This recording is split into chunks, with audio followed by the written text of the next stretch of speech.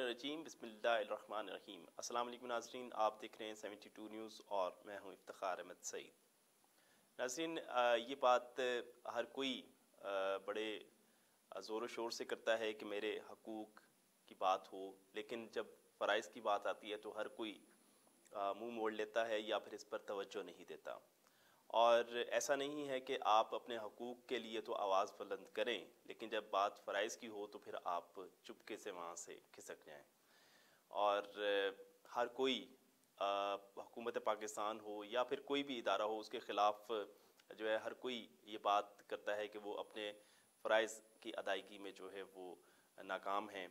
लेकिन जब ये बात हो कि मेरा क्या फ़र्ज़ है, क्या मेरे घर के आगे जो कूड़ा करकट जमा है इसको जो है वो मैंने हटाना है या फिर वो शख्स जिसकी ज़िम्मेदारी है वो क्यों नहीं आया, कूड़ा उठाने वाला, सफाई करने वाला क्यों नहीं आज आया, मेरा इसके ऊपर ज़्यादा फोकस होता है।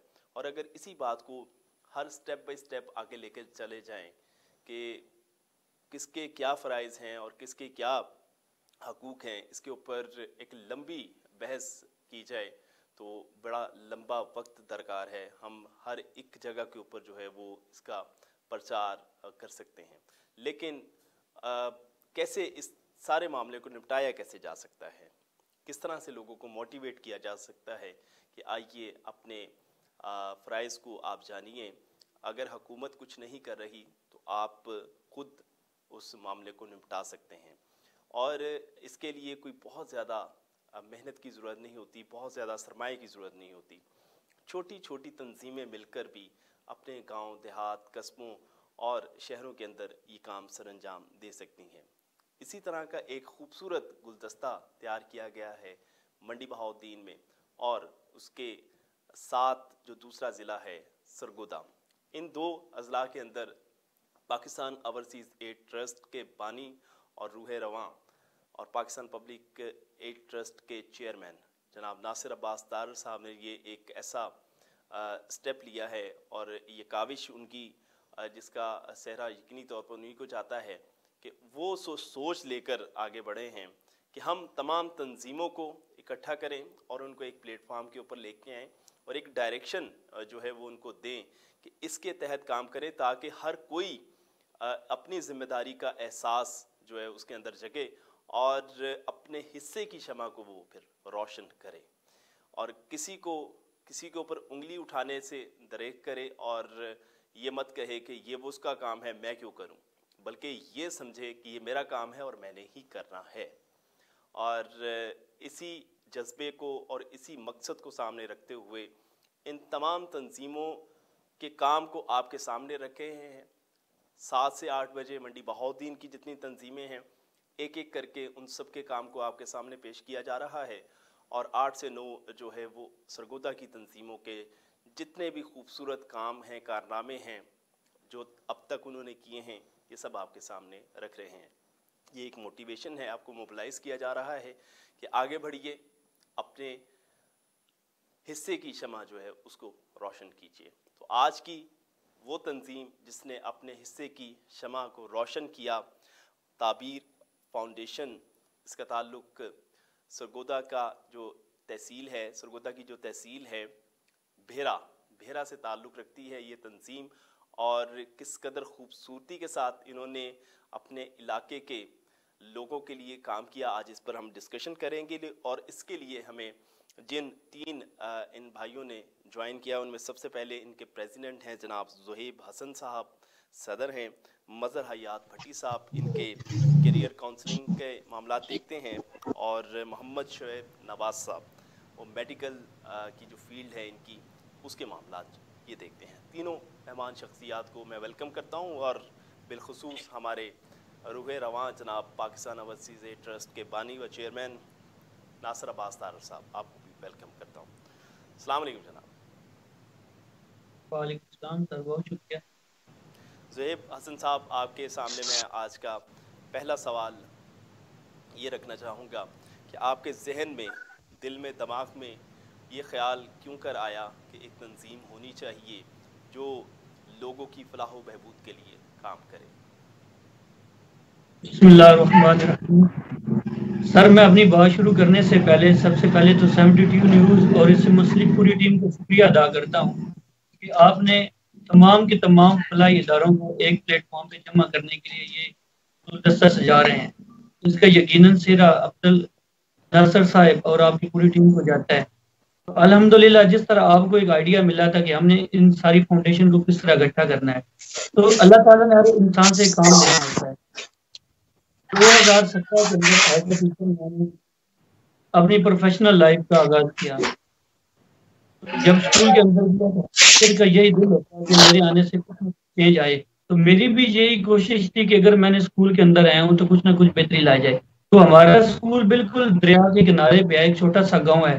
وہاں پہ تقریباً 100-102 تعداد ہے بچوں کی، تو میکسیمم بچوں کی یونیفارم نہیں تھی. تو سر کو ریکویسٹ کی کہ سارے یونیفارم نہ ہونے کی وجہ، تو سر نے جس طرح یہ والے کہتے ہیں کہ سر یہ ان کے والدین کی ذمہ داری ہے، ہم نے اپنی ذمہ داری کو بالکل بھولے ہوئے ہیں. تو یہی ذمہ داری کا احساس لیا میں نے کوشش کی، 2-3 دن سختی کی. کچھ بچوں نے یونیفارم پہن لی، کچھ نے نہ پہنی. تو کچھ کزن تھے اور وہ مل کے آتے تھے، تو ان میں کچھ کی یونیفارم ہوتی تھی کچھ کی نہیں. تو 1-2 دن سختی کے بعد سر نے کہا آپ ایک دفعہ ان سے پوچھیں. تو میرے پوچھنے پہ یقین جانیے اتنی دردناک بات ہے کہ وہ 2 بچے ہیں، ایک 1 کلاس اور ایک 3 کلاس کا. تو 3 کلاس والا بچہ بولتا ہے کہ سر میرے والد صاحب مجھے لے کے میرے فوت ہو گئے ہیں، تو میرے ماموں مجھے لے کے نہیں دیتے. میں نے کہا وجہ؟ تو اس نے بولا کہ سر یہ جو میرے کزن ہیں ان کی پھٹی پرانی یونیفارم ہم پہنتے تھے، کیونکہ ہمیں نئی لینے کے لیے ماموں پیسے نہیں دیتے. تو ان کی نئی جو یونیفارم تھی اب وہ بھی پھٹی پرانی ہم پھٹ چکی ہے، تو اس کے بعد اب ہم نہیں لے سکتے. تو اتنا مجھے تکلیف ہوئی کہ یہ یتیم بچے ہیں، 2-3 دن میں نے سزا دی ہے. تو اس چیز کو کون اللہ تعالیٰ کے سامنے پیش ہو کے کون بتائے گا کہ میں نے ان کو کیوں سزا دی ہے. تو یہی تکلیف لیے مطلب میں نے اس چیز کا آغاز کیا. میرے بڑے صاحب ٹیچر ہیں ان سے شیئر کیا کہ اس طرح یتیم بچے ہیں اور انہیں یونیفارم کا ایشو ہے. تو میں نے ان کو تو دلا دی، مگر بعد میں یہ احساس ہوا کہ یہ تو ہر اسکول کے اندر ایشو ہے. مختلف بچوں کو یونیفارم کے بیگز کا ایشو، فیسز کا ایشو ہے، بچوں کو ڈانٹ پڑتی ہے، سارے پوچھتے نہیں اور وہ بچے چھوڑ کے چلے جاتے ہیں. تو اللہ تعالیٰ کا شکر ہے، بس اللہ تعالیٰ نے ہم سے یہ کام لینا تھا. تو ان 2 بچوں کی وہ چھوٹی سی بات اس فاؤنڈیشن کی بنیاد بنی. اور الحمدللہ آج کل تو ہزاروں کی تعداد میں بچوں کو ہم بیسک فیسلٹیز کے ساتھ ان کی فیسیں، ان کی کیریئر کو ان کے میڈیکل کے حوالے سے مختلف چیزیں کر رہے ہیں.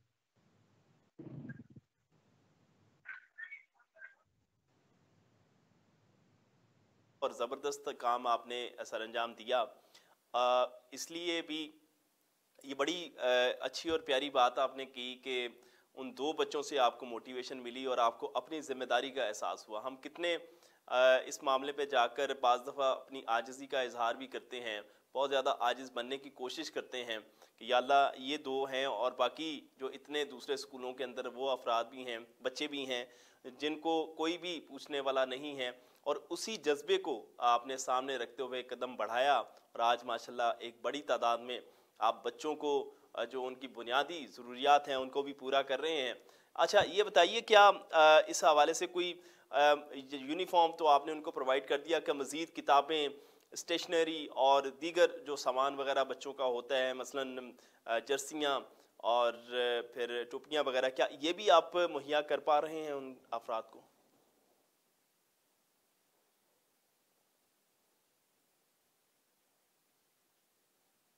اگر ہم نے 20 اسکولوں کو ٹارگیٹ کرنا ہے، اس میں ہمارا یہ ہوتا ہے کہ کچھ نواز بھی الحمدللہ میرے ساتھ ٹیچر ہیں، تو ہم مختلف اسکول ڈیوائڈ کرتے ہیں کہ 10 میں آپ نے جانا ہے، 10 میں میں نے جانا ہے. ہم بالکل کلیئر جا کے سر کو کہتے ہیں سر اس میں جو یتیم بچے ہیں نا آپ ان کا ڈیٹا پرووائڈ کر دیں. اس کے بعد ہم ان کے کہتے ہیں کہ سر ایسے بچے جو مستحق ہیں، جو یونیفارم یا بیگ کے بنا اسکول آتے ہیں اور انہیں ایشو ہے، آپ ان کا ڈیٹا دیں. تو وہ ڈیٹا ہم خود جاتے ہیں، آج تک ہم نے اسکول میں کال نہیں کہ ہمیں ڈیٹا بھیجیں، ہم خود جا کے ڈیٹا لیتے ہیں، پھر ہم اسے آگے کمبائن کر کے پوری ٹیم کی میٹنگ بٹھاتے ہیں کہ سر یہ 20 اسکولوں کے بچے ہیں اور ان کو ہم نے اب سردیوں کی جرسیاں ٹوپیاں دینی ہیں. تو جب سردیاں آتی ہیں ہم کوشش کرتے ہیں کہ انہیں جرسیاں ٹوپیاں پرووائڈ کی جائیں. یہ ہمارے فنڈ پہ ڈیپینڈ ہوتا ہے کہ اگر ہمارے پاس فنڈ ہے زیادہ ہو تو ہم کوشش کرتے ہیں 20 تو لیں ہی لیں. اگر 20 سے زیادہ بھی ہم لے لیتے ہیں اس میں ہم پہلے سردیوں تو یونیفارم سے زیادہ پریفر کرتے ہیں ہم جرسیوں ٹوپیوں کو، اور اس کے بعد ابھی الحمدللہ ہم 200 سے زائد بچوں کو پھر اگین یونیفارم دینے لگے ہیں نیکسٹ منتھ. ماشاء اللہ ماشاء تو اللہ، اس کے علاوہ فیسز کا ایشو ہم جا کے وہ بھی سالو کرتے ہیں، کوشش کرتے ہیں کہ اسٹیشنری ہوں، بیگز ہوں، جو چیز کی کمی ہو ہم لکھ لیتے ہیں اور وہ دو تین چیزیں پوری لے کے جاتے ہیں اس بچے کی. بڑی بات ہے سر، بڑی بات ہے. اللہ تعالیٰ یقینی طور پر اس کاوش کو اپنی بارگاہ کے اندر قبول فرمائے. میں مظہر صاحب کی طرف بڑھنا چاہوں گا. مظہر صاحب السلام علیکم.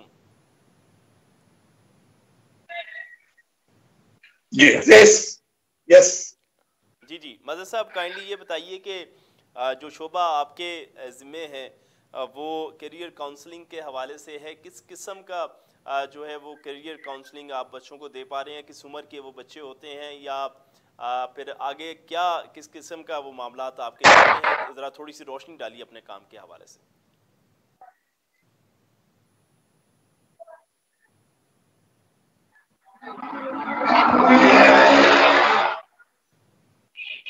آپ افتخار صاحب سوال ریپیٹ کیجئے، مجھے آپ کی آواز نہیں آئی.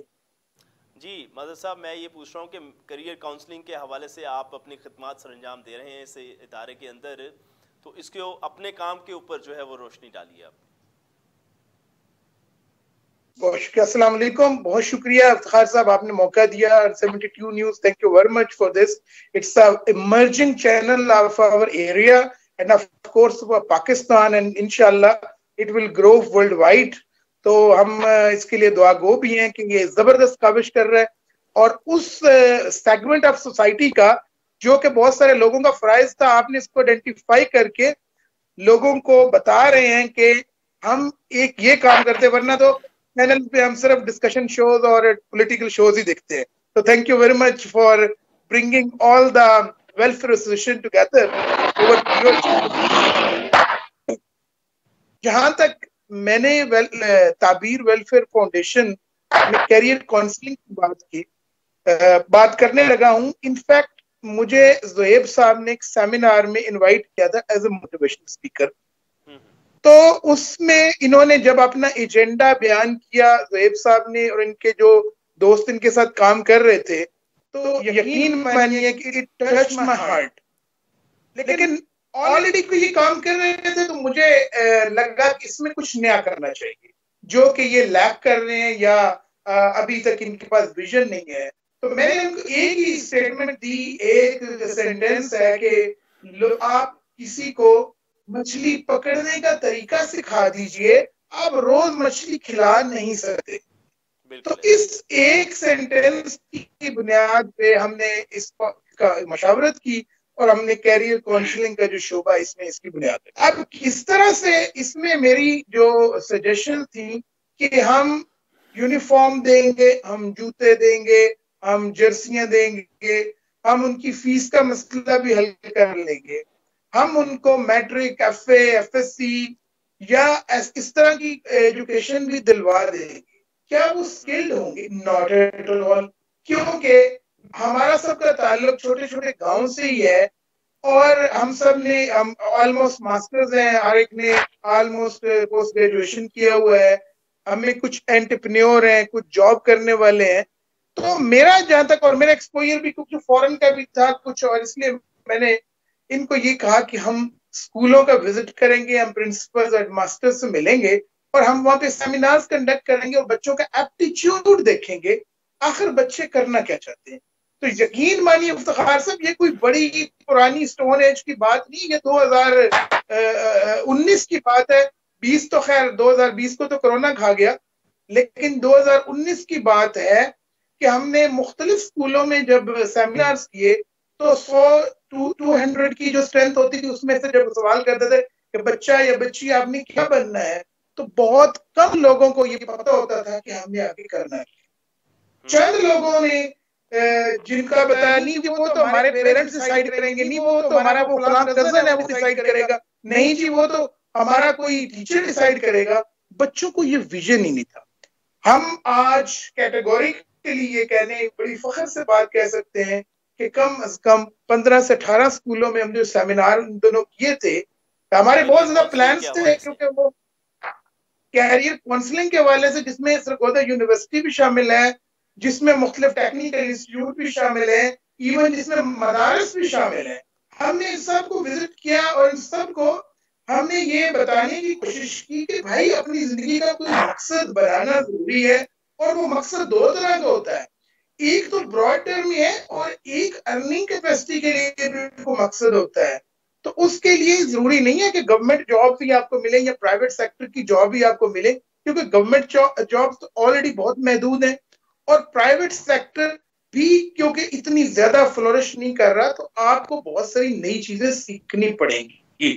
بالکل ٹھیک. کیونکہ ہمارے علاقہ میں ابھی اتنی ماڈرنزم نہیں آئی، بہت ساری چیزوں کا فقدان تھا، تو ہم نے بچوں کو مختلف چیزوں سے اویئر کرنا شروع کر دیا. ہر جو بچہ matric F A first year کا اسٹوڈنٹ ہے، اس کے پاس اسمارٹ فون تو ہے، لیکن وہ فیس بک اور ٹک ٹاک استعمال کرتا ہے، لیکن اس کو نہیں پتا کہ فیس بک ایڈز کیسے لگتے ہیں.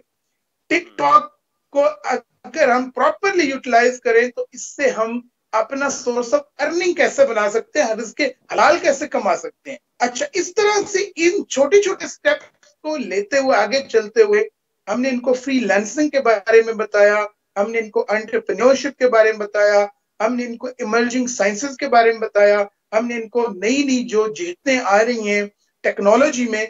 افتخار سے میں آپ کو ایک چیز بتاؤں، کیونکہ میں خود لرن کرتا رہتا ہوں، آج بھی میں نے کئی نئی سکل لرن کی ہیں، اور وہ سکل اس لیے لرن کرتا ہوں کہ میں آگے پھیلا سکوں. جیسے میں نے پچھلے مہینے ای کامرس کا کورس کیا ہے، آج میں ایس سی او کا کورس کر رہا ہوں سرچ انجن آپٹیمائزیشن کے حوالے سے. اور یہ ایسی چیزیں جس میں سے ایک ایک پوائنٹ سے ایک 100 جابز نکلتی ہے اگر ہم اس کو پراپرلی یوٹیلائز کریں. تو یہ وہ ہیں چیزیں جن کو ہم انشاءاللہ تعبیر ویلفیئر فاؤنڈیشن کے پلیٹ فارم سے اپنے علاقے میں اور جہاں جب تک ہم اس کو پھیلا سکے ہم امپلیمنٹ. تو مدر صاحب یہ کائنڈلی بتائیے کہ جو آپ کا یہ سلسلہ ہے، اس سلسلے کے تحت جو ہے وہ کتنے نوجوانوں کی زندگیوں کے اندر جو ہے وہ اس کا اثر آیا، اور کیا انہوں نے اس کو اڈاپٹ کیا اور اپنے پریکٹیکلی اپنی زندگی کے اندر اس کو لاگو کرنے میں کامیاب ہوئے؟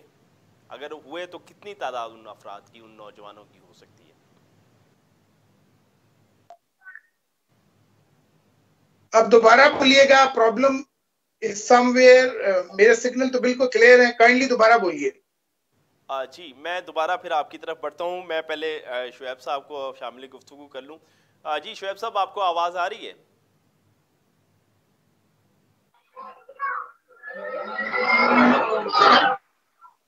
جی شعیب نواز صاحب، آپ کو آواز آ رہی ہے میری؟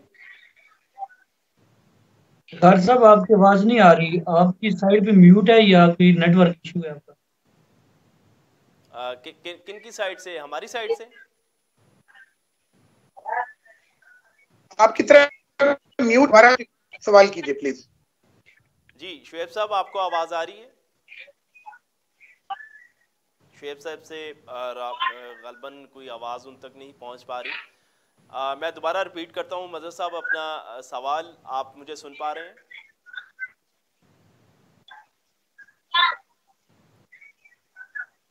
جی مظہر صاحب، آپ آواز آپ کو آ رہی ہے؟ مظہر صاحب کو بھی آواز کچھ کلیئر ایشو آ نہیں رہا ہے جا رہی. یہی. ہاں جی زہیب صاحب، آپ کو آواز بھی آ رہی ہے اور آپ لائیو بھی اس وقت ہمارے ساتھ موجود ہیں. تو یہ بتائیے کہ کون کون سے دوبارہ اس سوال کو دہرائیے، کیونکہ آپ کی آواز بالکل بھی نہیں سنائی دے رہی، ہمارے کسی بھی ساتھی کو نہیں سنائی دے رہی. جی میں آپ کی طرف دوبارہ واپس آتا ہوں، لیکن میں زہیب صاحب کی طرف ہی سوال رکھوں گا. زہیب صاحب بتائیے، نئے اور کون کون سے پروجیکٹس ہیں جن کے اوپر آپ کام کر رہے ہیں یا کرنا چاہ رہے ہیں، اور کس طرح سے لوگوں کی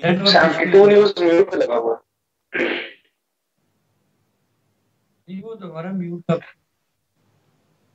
جی زہیب صاحب.